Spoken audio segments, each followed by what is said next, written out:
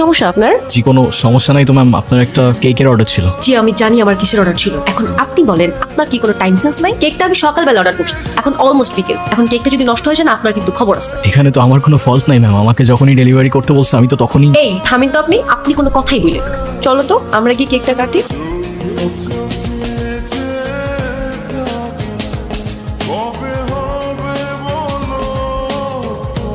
আচ্ছা সরি, আমি আসলে বুঝতে পারিনি আমার কথায় আপনি এভাবে মন খারাপ করবেন। আসলে বাচ্চাটার মন খারাপ করা দেখে আমার মাথাও গরম হয়ে গেল, আর আপনার উপর শাউট করছে। আপনি প্লিজ রাগ করবেন না, কেউ আমার উপর রাগ করে থাকলে আমার একটু ভালো লাগে না। আরে না না, আমি আপনার উপর কেন রাগ করতে যাব? আমি কিছুই মনে করিনি, আপনি নির্দ্বিধায় থাকতে পারেন। তাহলে আপনি ভাবে দাঁড়িয়ে আছেন যে? বিলটার জন্য দাঁড়িয়েছিলাম, ক্যাশ অন ডেলিভারি ছিল।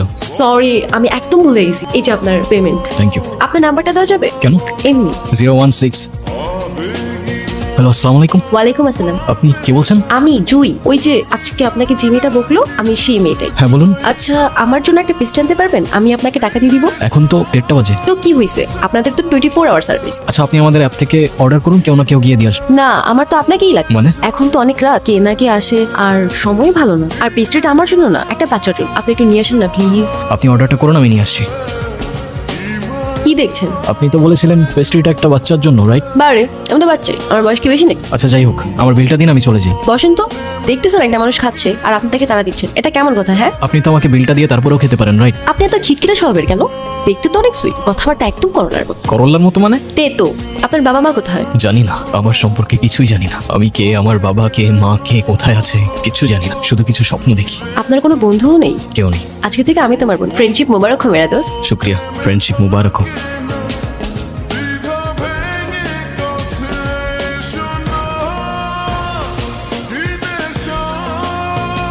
আরে তুমি এখানে? এলাম তোমাকে দেখতে। আমাকে দেখতে? আর কত কাজ করবে? হ্যাঁ এত টাকা নিয়ে কোথায় যাবে? কোথায় আর যাব? কিন্তু আমাকে তো যেতে হবে। কোথায় যাবে তুমি? আমাদের বাড়ি। তুমিও তো যাচ্ছ আমার সাথে। মানে আমি কেন যাব? আমি এত কিছু জানি না, মা তোমাকে সাথে নিয়ে যেতে বলছে। পরে কখনো যাব। না তোমার এক্ষুনি যেতে হবে আমার সাথে, আমাদের সরিষা বাড়ি।